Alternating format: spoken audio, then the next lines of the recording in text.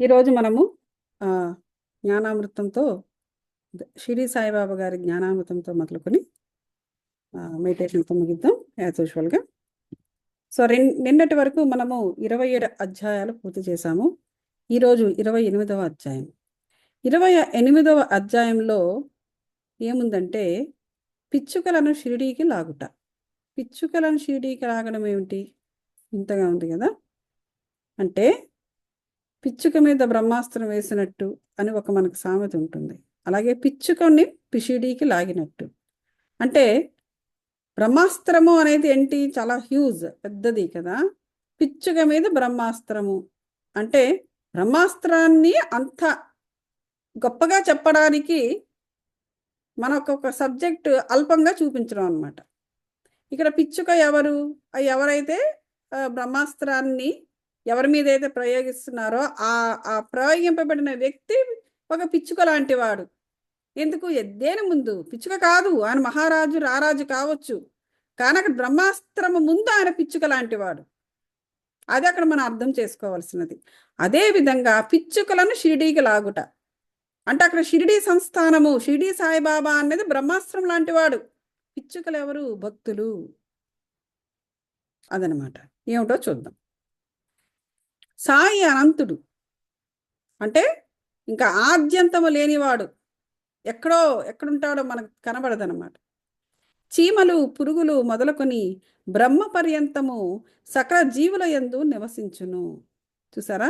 ఈ బ్రహ్మ పర్యంతము అంటే బ్రహ్మము అంటే ఏంటి? విశ్వం.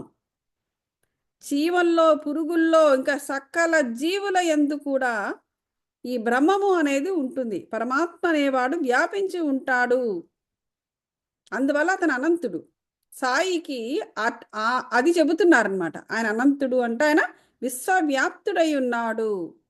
వారు సర్వాంతర్యామి, వేద జ్ఞానమునందు ఆత్మ సాక్షాత్కార విద్యయందు వారు పారంగతులు.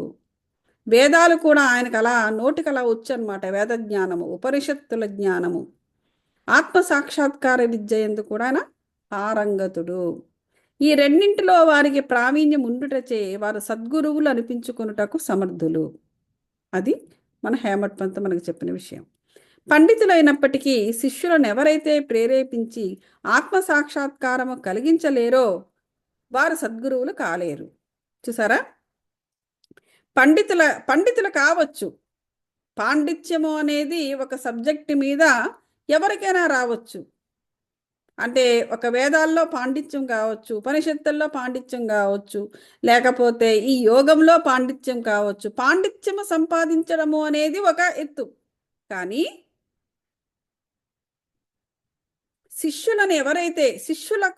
శిష్యులను ప్రేరేపించి వారికి ఆత్మ సాక్షాత్కారము ఎందు పెట్టడము అనేది, ఆత్మ సాక్షాత్కారమును వారికి ప్రసాదించడం అనేది చేయగలిగిన వారే సద్గురువులు. అంటే అలా వారు చెయ్యగలగాలి అంటే ఆయన కూడా ఆత్మ సాక్షాత్కారము కలిగి ఉండాలి. అటువంటి వారే సరి అయిన గురువులు అని చెప్పేసి మనము ఇంతకు మునుపు అధ్యాయాల్లోనే చెప్పుకున్నాము. సాధారణముగా తండ్రి శరీరమును పుట్టించును, పిమ్మట చావు జీవితమును వెంబడించును. అంతే కదా. మనకి శరీరాన్ని అంటే మనం మామూలుగా ఏం చెప్పుకుంటాము? తల్లి గురించి చెప్పుకుంటాం. ఎందుకంటే ఆమె కన్నాది కాబట్టి మన కళ్ళకు కనిపిస్తున్నది. ఆమె 9 నెలలు బిడ్డను మొయ్యడము, కనడము ఇవన్నీ మన కళ్ళకు కనిపిస్తుంది కాబట్టి సో మదర్దే అక్కడ పై చెయ్యి అనుకుంటున్నాము. కానీ నిజానికి తండ్రిది అక్కడ పై చెయ్యి ఉంటుంది. అసలు ఆడబిడ్డ మగబిడ్డ నిర్ణయించేది కూడా మగవాడి వల్లనే, నిర్ణయం జరిగేది మగవాడి వల్లనే. అసలు మనకు పిల్ల పుట్టడేటప్పటికి 9 నెలలు అని మనం లెక్క వేస్తాము. కానీ అంతకన్నా ముందే 3 నెలల ముందే ఆ పిండము అనేది ప్రిపరేషన్ జరుగుతూ ఉంటుంది. సింగిల్ కణము. దానికి ఆ తండ్రి యొక్క ఆవశ్యకత అప్పుడే మొదలవుతుంది. సో మొత్తము టోటల్గా 1 ఇయర్ అని చెప్పేసి లెక్క వేస్తారు. పుట్టేటప్పటికే ఆ బిడ్డ యొక్క వయసు 1 ఇయర్. వాడు పుట్టిన తర్వాత నెక్స్ట్ 1 ఇయర్కి ఫస్ట్ బర్త్డే అని చెప్పేసి మనం కేక్ కోయిస్తూ ఉంటాం. కానీ వాడు ఆల్రెడీ పొట్టలో ఉన్నాడు కదా, మరి ఆ టైం ఎందుకు మనము యాడ్ చేయట్లేదు? వాడు బయటకు వచ్చి వాడిని ఎప్పుడైతే మన కళ్ళల్లో చూస్తున్నామో అప్పటి నుంచి వాడి వయసుని లెక్క వేస్తున్నాము. కానీ నిజానికి తల్లి కడుపులో 9 నెలలు ఉంటాడు. అంతకన్నా ముందు ప్రిపరేషన్లో 3 నెలలు ఉంటాడు తండ్రి వల్ల. సో మొత్తము సంవత్సరము వాడు బయటకు వచ్చేటప్పటికి, అప్పుడు మనము వాడు నెక్స్ట్ బర్త్డేకి మనం 2వ సంవత్సరం చేయాలి అసలు. కానీ మనకు అలా అలవాటు అయిపోయింది. That's okay.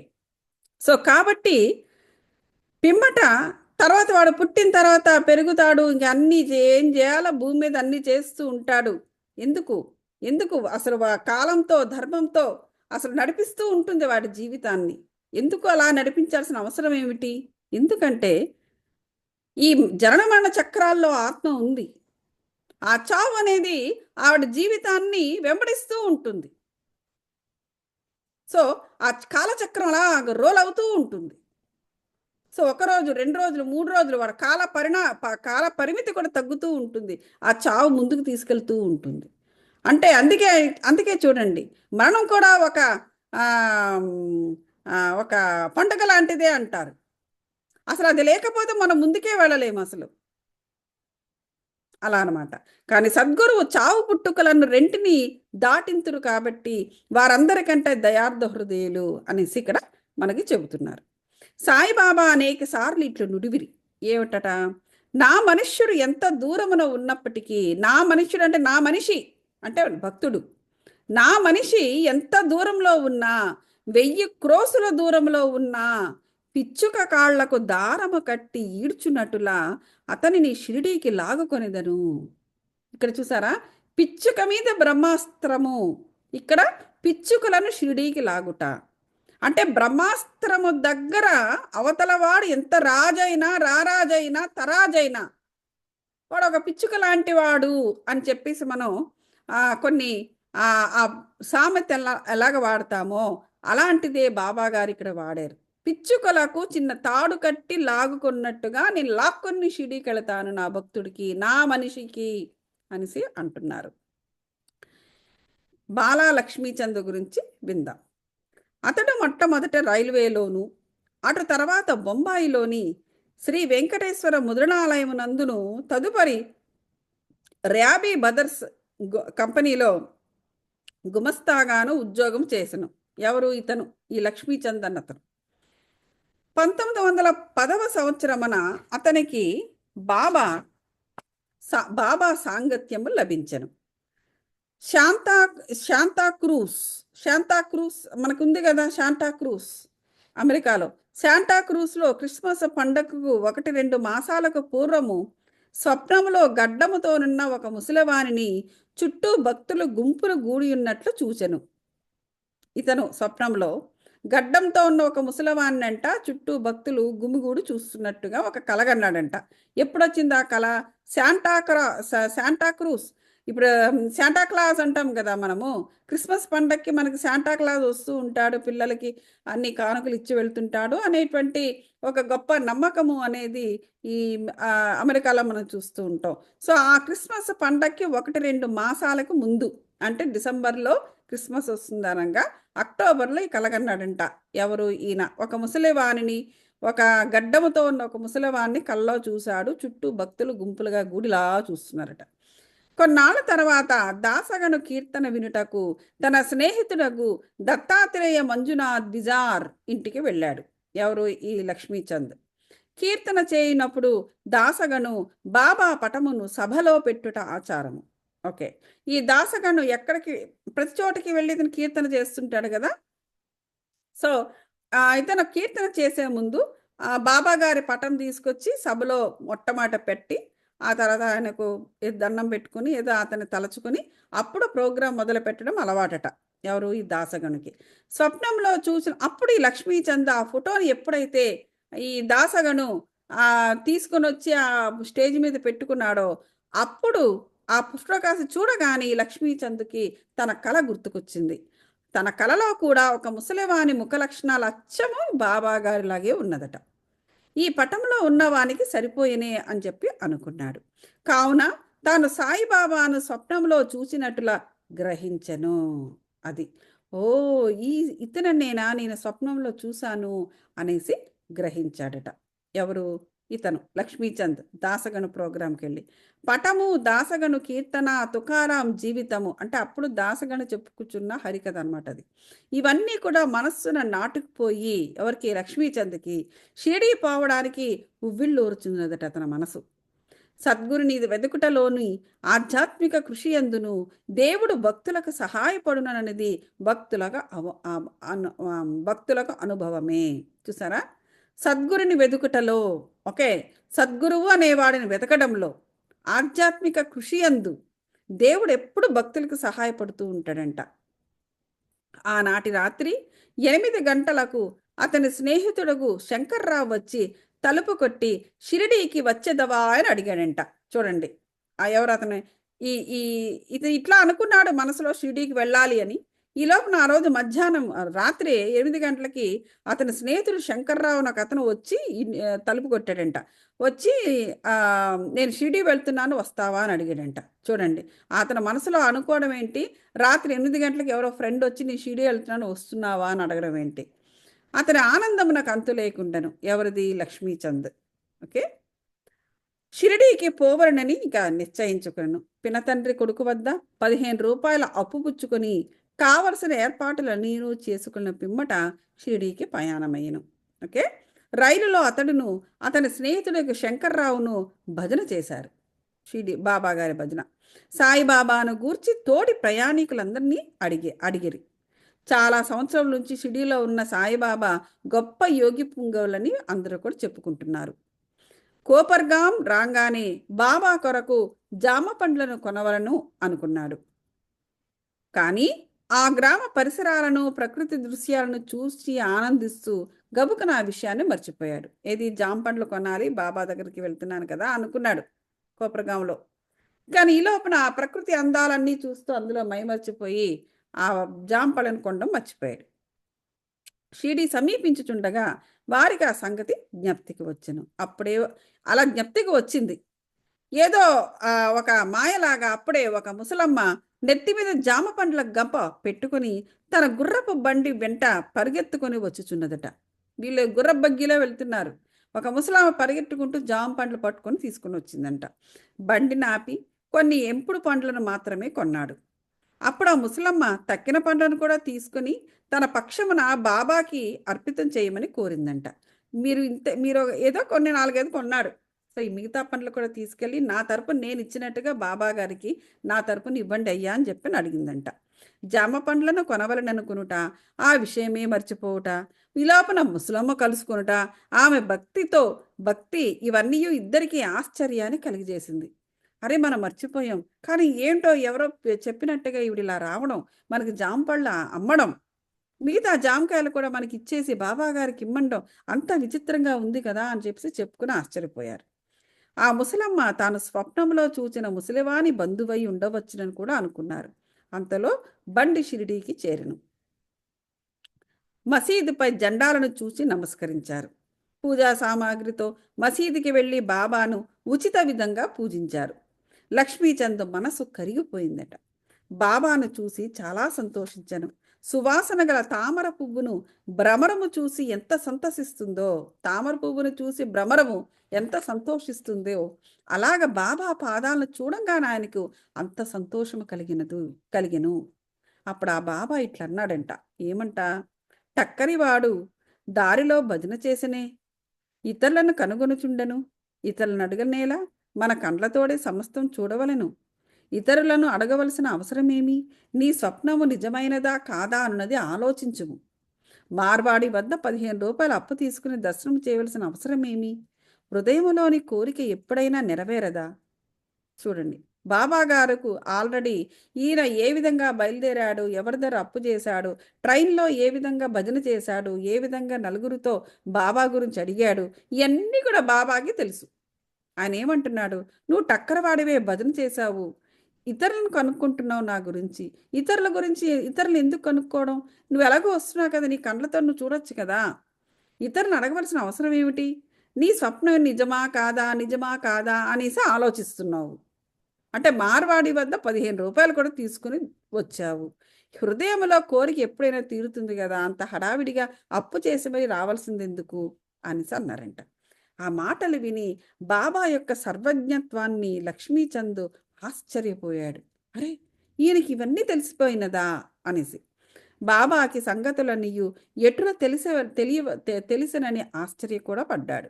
ఇంతలో ముఖ్యంగా గమనింపదగినది, బాబా దర్శనము కొరకు గాని, సెలవు రోజు అనగా పండగ దినము గడుపుటకు గాని, తీర్థయాత్రలు పోవుటకు గాని అప్పు చేయరాదని బాబా అభిప్రాయము. సో, ఎప్పుడైనా సరే బాబా దర్శనాన్ని కొరకు వెళ్ళేటప్పుడు, లేదా సెలవు రోజు అనగా పండగ దినాన్ని, అంటే ఫెస్టివల్స్ ఎప్పుడైనా వచ్చినప్పుడు, మన సెలవులు వచ్చినప్పుడు మనము సరదాగా గడుపుతూ ఉంటాం. ఆ సరదాగా గడపడానికి కూడా ఒకరి దగ్గర అప్పు తీసుకోకూడదట. బాబా గారి దర్శనానికి వెళ్ళినప్పుడు కూడా అప్పు చేయకూడదు. తీర్థయాత్రకు పోవటానికి కూడా అప్పు చేసి వెళ్ళకూడదు అనేసి బాబా గారి యొక్క స్థి స్థుతి అనమాట, చెప్పన్నారనమాట.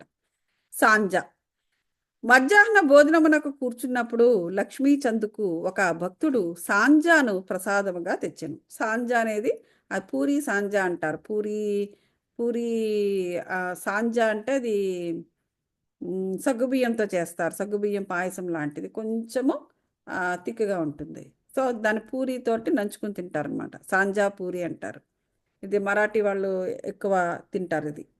ఈ మధ్యాహ్న భోజనానికి కూర్చున్నప్పుడు లక్ష్మీచంద్కు ఒక భక్తుడు సాంజాన ప్రసాదంగా ఇచ్చి అది తిని లక్ష్మీచంద్ సంతోషించాడు. ఆ మరుసటి దినమున కూడా దానినే ఆశించాడు ఇతను. కానీ ఎవరు కూడా సాంజా తేలేదు. అతడు సాంజాకై కనిపెట్టుకుని ఉండని. ఎవరైనా సాంజా తెస్తారేమో, అతను నచ్చింది సాంజా పూరి తిందాము, అందు ఎవరైనా సాంజా తీసుకొస్తారేమో తిందాము అనుకుంటున్నాడంట.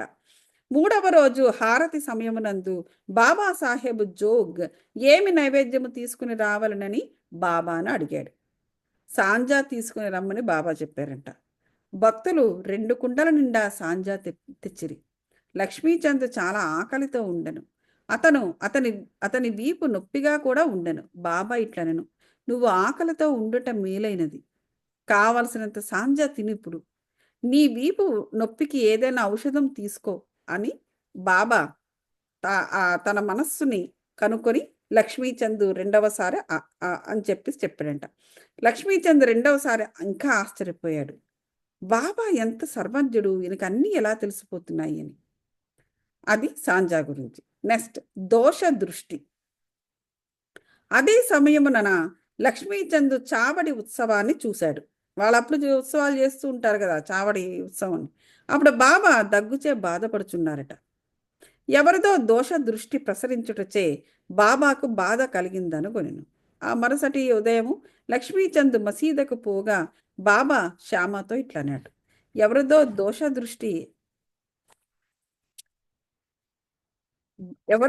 దోష దృష్టి నాపై పడుటచే నేను బాధపడుతున్నాను. లక్ష్మీచంద్ మనస్సులో ఏమి భావించుచుండెనో అది అంతయు బాబా వెల్లడి చేయుచుండెను. అది. సో బాబా గారు లక్ష్మీచంద్ ఎగ్జాక్ట్గా ఏదైతే అనుకుంటున్నారో, అయ్యో బాబాకి ఒంట్లో బాగాలేదు, ఎవరిదో దోష దృష్టి తగిలినట్టుంది అని లక్ష్మీచంద్ తన మనసులో ఏమైతే అనుకుంటున్నాడో, బాబా గారు అదే విషయాన్ని శ్యామతో చెప్పేస్తున్నారంట. ఈ విధముగా సర్వజ్ఞతకు కారుణ్యమునకు కావలసినవన్నీ నిదర్శనములను కని లక్ష్మీచంద్ బాబా పాదములపై పడి, మీ దర్శనము వలన నేనెంతో సంతోషించి తిని, ఎల్లప్పుడూ నా యందు దయాదాక్షిణ్యములు చూపి నన్ను రక్షించుము. నాకీ ప్రపంచములో మీ పాదములు తప్ప ఇతర దైవము లేదు. నా మనస్సు ఎల్లప్పుడూ మీ పాద పూజ యందు, మీ భజన యందు ప్రీతి చెందునుగాక.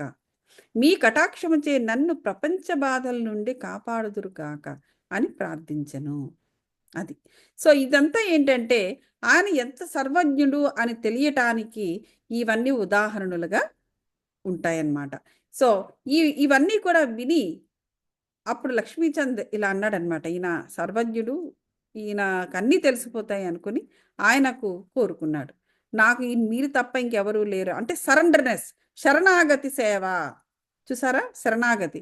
మీరే నా దిక్కు, నా మనసు ఎల్లప్పుడూ మీ పాద పూజ యందు, మీ భజన యందు ప్రీతి చెందునుగాక అని చెప్పేసి చెప్పుకున్నాడు. బాబా ఆశీర్వాదమును ఊది ప్రసాదమును పుచ్చుకొని లక్ష్మీచంద్ సంతోషముతో తృప్తితో స్నేహితునితో కలిసి ఇంటికి తిరిగి వచ్చెను. దారిలో బాబా మహిమలను కీర్తించుచుండెను. సదా బాబాకు నిజమైన భక్తుడుగా ఉండెను. పరిచితులు షిరిడీకి పోవు వారి ద్వారా పూలమాలలు కర్పూరము దక్షిణ పంపుచుండెను. అది ఎవరైనా పరిచయమైన వాళ్ళందరూ ఎవరైనా వెళ్తూ ఉంటే షిరిడీకి తన వంతుగా షిరిడీకి వెళ్ళేవారికి పూలమాలలు ఇవ్వడము కర్పూరం ఇవ్వడము దక్షిణ పంపుచుండడం ఇవన్నీ బాబా గారికి అందజేయమని చెబుతూ ఈ లక్ష్మీచంద్ తన జీవితాన్ని గడపడం మొదలుపెట్టాడనమాట. సో ఇది ఇంకోటి ఏంటంటే ఓకే చిన్నది ఉంది. బుర్హాస్ ఊరు మహిళ. ఓకే, బుర్హాస్ ఊరు మహిళ. ఇక్కడ ఇదంతా ఏంటంటే మొదట్లో చెప్పారు కదా, పిచ్చుక కాళ్ళకి నేను తాడు కట్టి పిచ్చుకను లాగినట్టుగా నా భక్తులను నా వైపు లాగుకుంటాను. ఇవన్నీ కూడా ఉదాహరణలు అన్నమాట. ఆ విధంగానే లక్ష్మీచంద్కు అసలు ఎక్కడో ఉన్నవాడిని షిరిడీకి రప్పించుకున్నారు. సో అదే విధముగా ఇక్కడ బుర్హాసు ఊరు మహిళ ఒక ఆవిడ ఎందు కూడా ఇట్లాంటి అనుభవమే చూపించారనమాట. ఈమె వృత్తాంతము కూడా ఈమె కూడా ఒక పిచ్చుక లాంటిది. పూర్లో ఒక మహిళకు సాయి స్వప్నంలో కనిపడి గుమ్మము వద్దకు వచ్చి తినుటకు కిచిడి కావాలనెను. చూడండి, ఆవిడెక్కడో బుర్హాన్పురాలో ఉంది మహిళ. సాయి అతనికి స్వప్నంలో కనిపించట. ఆవిడికి కనబడి గుమ్మం వద్ద నిలబడి నాకు కిచిడి కావాలి, నాకు కిచిడి చేసి పెట్టమ్మా అన్నారంట. మేల్కొని చూడగా తన ద్వారం వద్ద ఎవరూ లేకుండిరి. చూచిన దృశ్యమునకు చాలా సంతసించి ఆమె అందరికీ తెలియజేసింది. తన భర్తకు కూడా తెలిపింది. అతడు పోస్ట్ ఆఫీసులో ఉద్యోగం చేయుచుండెను. అతన్ని అకోలా బదిలీ చేశారు. అప్పుడు భార్యాభర్తలు షిరిడీ పోవ నిశ్చయించుకుని ఒక శుభ దినమునందు షిరిడీకి బయలుదేరిరి. మార్గ మధ్యమున గోమతీ తీర్థమును దర్శించి షిరిడీ చేరి అతడు 2 మాసాలుండిరి. ప్రతిరోజు మసీదుకు పోయి బాబాను దర్శించి పూజించి మిక్కిలి సంతసించుచుండిరి. చూసారా, ప్రతిరోజు మసీదుకు పోయి బాబాను చూసుకుని పూజించుకుని దర్శించుకుని మళ్ళీ తిరిగి బసకు వచ్చేస్తున్నారు భార్యాభర్తలు ఇద్దరు. వారు బాబాకు కిచిడీ ప్రసాదం అర్పించవలనని షిరిడీకి వచ్చారు. యాక్చువల్గా ఆ కిచిడీ ప్రసాదాన్ని బాబాకు అర్పించాలని వచ్చారు. ఎందుకంటే ఆవిడ కల్లో కనబడి అడిగారు కదా, నాకు కిచిడీ పెట్టు అనేసి. అది కానీ అది 14 రోజుల వరకు తటస్థించలేదు. తీరా షిరిడీకి వస్తే బాబా గారితో ముఖాముఖి మాట్లాడడానికి గానీ అవకాశం ఏమీ రాలేదు. అప్పటికే 14 రోజులు అయిపోయింది. ఆమెకి కాలయాపన ఇష్టం లేకుండే. 15వ రోజున ఆమె కిచిడీతో మసీదుకు 12 గంటలకి వచ్చింది. మసీదులో అందరూ భోజనమునకు కూర్చున్నారు కనుక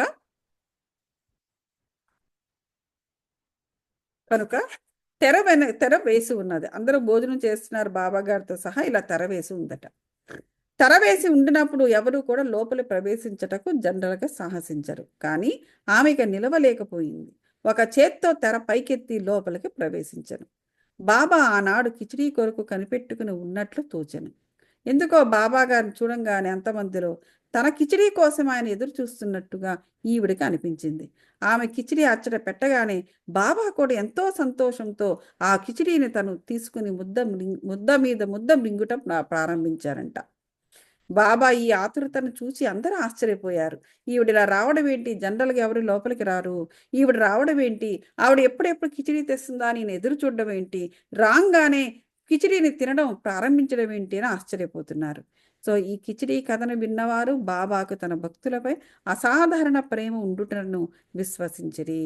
అది సో ఈ కథ ఏం తెలుపుతుందంటే తన భక్తులపై అతనుకుంటే అపారమైన ప్రేమ విశ్వాసం ఎలాంటిదో మనకి తెలియపరుస్తున్నది. సో మనం ఇక్కడ ఆపుదాం మాస్టర్స్.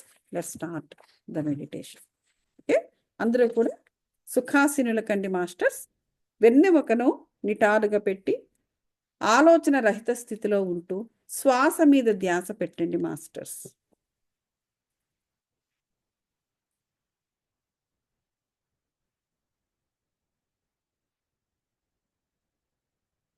ఊపిరి పూర్తిగా పైకి పీల్చుకోండి మాస్టర్స్. నెమ్మదిగా వదలండి. అలా ఊపిరి పైకి పీల్చుకొని తిరిగి నెమ్మదిగా వదులుతుండేటప్పుడు ఆ ప్రాసెస్ అంతటా కూడా ఆ శ్వాస మీద ధ్యాస పెట్టండి మాస్టర్స్.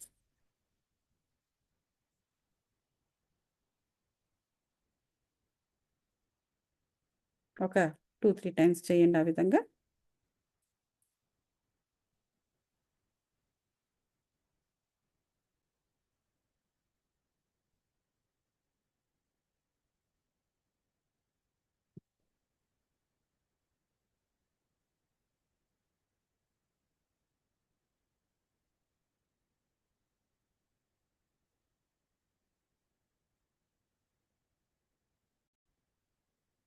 విశ్వం నుండి, అన్ని వెలుగు మండలాల నుండి, అనేక వెలుగు మండలాల నుండి కాంతి ఎనర్జీస్ను, బంగారు కాంతులని, హీలింగ్ ఎనర్జీస్ను, ప్రాణశక్తిని విరివిగా విస్తారంగా ఒక జలపాత ధారలా పైకి మనపై ప్రవహించుచున్నట్లుగా ఊహిస్తూ యాక్సెస్ చేయండి మాస్టర్స్ విశ్వం నుండి.